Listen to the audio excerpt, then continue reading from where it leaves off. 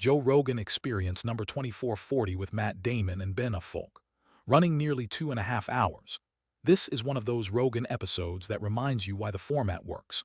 Two of the biggest movie stars in the world sit down for a sprawling, deeply personal conversation about the state of filmmaking, the ethics of Hollywood labor, AI in entertainment, cancel culture, the pursuit of greatness, and what it actually costs to be great at something.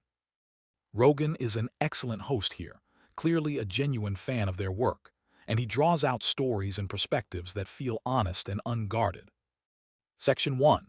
Hunter S. Thompson at the dentist. The episode opens with one of those only in Hollywood stories. Matt Damon went to get an emergency filling at a Beverly Hills dentist named Stan. When he arrived on a Sunday morning, there was no receptionist, just the sound of someone in the back room cursing violently. Stan came out in his mask and said, "Sorry, I have Hunter in the chair." Damon sat in the waiting room listening to Hunter S. Thompson swear for 15 minutes straight.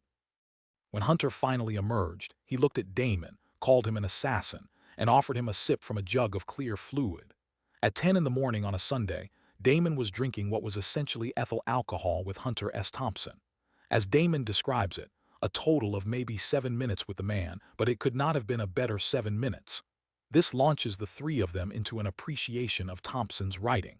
Fear and loathing changed Rogan's life. He marvels at the absurdity of a grown, balding man in spectacles running around with a day trip bag full of acid. But Thompson made you feel like you were on the adventure with him. Affleck traces the evolution of Thompson's style, from the relatively restrained Hell's Angels to the full unleashed madness of Fear and Loathing, noting that he was supposed to be covering a horse race for Sports Illustrated and basically lost his mind instead. Section 2. The death and rebirth of cinema. A huge portion of the episode is devoted to the transformation of the film industry. Affleck frames it historically. In the 1940s, every American went to the movies every week because there was nothing else. Then TV came, then streaming, then YouTube and TikTok. His kids are hard to get excited about going to a theater. Matt adds that taking a family to the movies costs $100 while streaming is $20 a month. But both resist the doom narrative. Affleck points to Adolescence on Netflix as evidence that great storytelling still works. It is 4 episodes, each shot in a single take, with the cast rehearsing for a week and shooting for a week per episode. No action set pieces in the first 5 minutes, no plot reiteration for phone watchers, just dark, tragic, intensely honest filmmaking. And people are riveted. Damon makes the interesting observation that Netflix has started asking creators to front-load big moments, because their data shows when people tune out. His friend Tony Hinchcliffe got Kill Tony on Netflix, and they now give him viewer drop-off data. Affleck acknowledges this, but argues it should not dictate creative decisions, comparing it to Taxi Driver. His friend Terry Kinney described standing at the back of a New York theater watching Taxi Driver in 1976, too disturbed to sit but too invested to leave, with 2 other people doing the same thing beside him.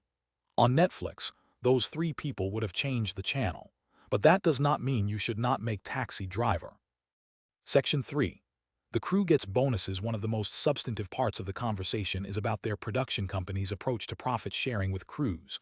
The setup is simple. If the movie performs well, everyone who worked on it gets bonuses. Not just above-the-line talent like actors, directors, and producers, but below-the-line crew. Painters, grips, camera operators, drivers, everyone. Affleck explains the logic is not philanthropic but self-serving. When everyone has a stake in the outcome, they give a damn about the result, not just their paycheck. He singles out a camera operator named Colin Anderson as possibly the greatest in Hollywood and notes that if you look at Anderson's resume, it is all great movies. That is not coincidence. The best directors keep their crews because those people are filmmakers too. Damon adds that Netflix was uniquely open to building this structure. They set up 5 performance tiers pegged to viewership. The first couple were hopefully achievable. The 5th tier required 110% of all Netflix subscribers to watch it, which they were laughing about until K-pop Demon Hunters actually hit that number. The broader point is about fixing the broken economics of the industry where crews invest enormous effort and someone else walks away with all the success. Section 4. I cannot do what Dwayne Johnson did. The AI discussion is more nuanced than the typical Hollywood take. Affleck believes the technology is fundamentally limited in its progression. ChatGPT 5 was about 25% better than ChatGPT 4 and cost 4 times as much in electricity and data. The scaling curve is flattening. Most people using AI are using it for companion chatbots, not productive work. But the real argument against AI replacing human performance comes through an extraordinary story about Dwayne Johnson and the Smashing Machine. A folk describes a scene where Johnson's character has overdosed and is visited by a friend in the hospital. Johnson does this thing where he is tap dancing around the truth, saying, "Yeah, is it not crazy? I could hear them but could not really hear them," until his friend holds his feet to the fire. At that moment, Johnson bursts into tears and pulls the hospital sheet up over his head. A folk asked Johnson where that came from. Johnson explained 2 things. His father had substance abuse issues and would deflect in exactly that bargaining way when confronted.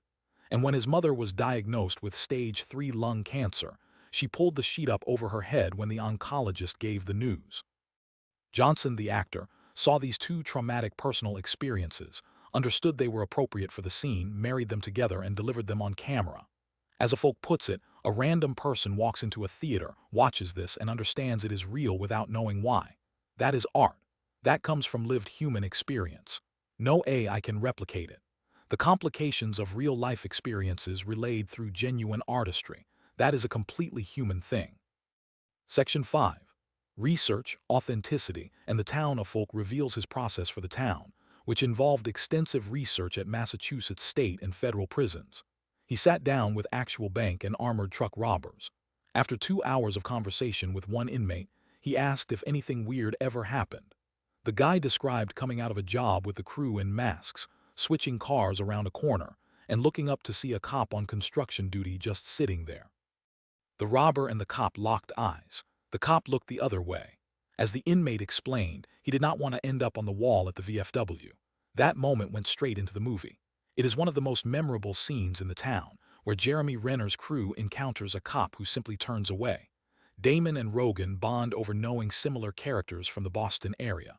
Rogan trained at boxing gyms with people connected to Whitey Bulger's crew. One training partner was arrested in connection with a murder where the victim had every bone broken with a hammer while being kept awake with cocaine injections before having his hands and head cut off.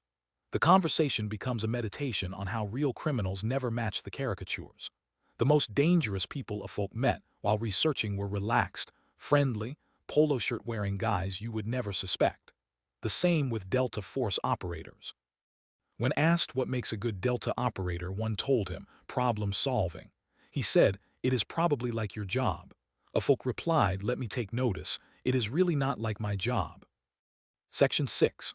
Forgiveness, cancel culture, and complex characters. Some of the episode's most philosophical moments come when the 3 discuss forgiveness and the modern impulse to reduce people to their worst moment. A folk argues that movies like The Sopranos work because Tony Soprano is a murderer you love. Tennessee Williams freaked out when Brando made Stanley Kowalski in a streetcar named Desire sympathetic because Williams wrote him as a 2-dimensional brute. But Brando said, "No, he is a human being and I am going to play him like one." This leads to a broader conversation about cancel culture. Both Damon and a folk argue that permanently casting someone out for one mistake removes the possibility of redemption, which is one of the most important things human beings have. A folk makes the sharp observation that some of the people he trusts the most with his kids have done things they deeply regret. Those who acknowledge their failures and take responsibility become more trustworthy, not less, because you know they will be honest about their own behavior. Rogan adds that it is also a problem specific to fame. People have a desire to chop down anyone in the public eye who stumbles. It is a 6th-grade instinct. If I can point my finger at someone else, nobody is looking at me. A folk agrees. Most people throwing stones have plenty of questionable things in their own past. Section 7. The cost of greatness and John Jones. The final major theme is the cost of pursuing greatness. A folk describes it as a sacrificial element. Great people inspire millions who do not know them while ruining their personal relationships. The obsession required to be the best demands abandoning almost everything else. Rogan brings up John Jones as the ultimate example, a fighting genius who could show up to spar after sleeping until 4 in the morning and run through 6 prepared opponents. Rogan tells the story of his buddy Brendan Schaub, a top 10 heavyweight, being demolished by Jones who was not even a heavyweight. Then they discuss Jones methodically working on a spinning back kick specifically because he knew it was the one tool that could knock out a heavyweight with one shot. Genius-level game planning combined with supernatural talent. But Jones is also troubled. DUIs, arrests, personal chaos. The same drive that makes him great extracts a cost. Rogan shares the story of interviewing Matt Hughes after he lost his welterweight title to BJ Penn. Hughes said on camera, "Honestly, this is a relief. The pressure of being champion and having the whole world chasing you, losing actually felt like a weight being lifted." Rogan calls it one of the bravest moments he has witnessed in the octagon. Key takeaways: Matt Damon and Ben Affleck are thoughtful, self-aware, and genuinely passionate about filmmaking after 30 years. Their profit-sharing model could reshape how Hollywood treats below-the-line workers. The AI argument is strongest not in the abstract, but in the specific, as demonstrated by the Dwayne Johnson hospital scene story. The film industry is not dying, it is transforming, and the streaming era enables different kinds of risk-taking. Great movies still work because human beings recognize authentic emotion. Forgiveness and complexity are essential to both good storytelling and good living. And the cost of greatness is real whether you are an actor, a filmmaker, or John Jones.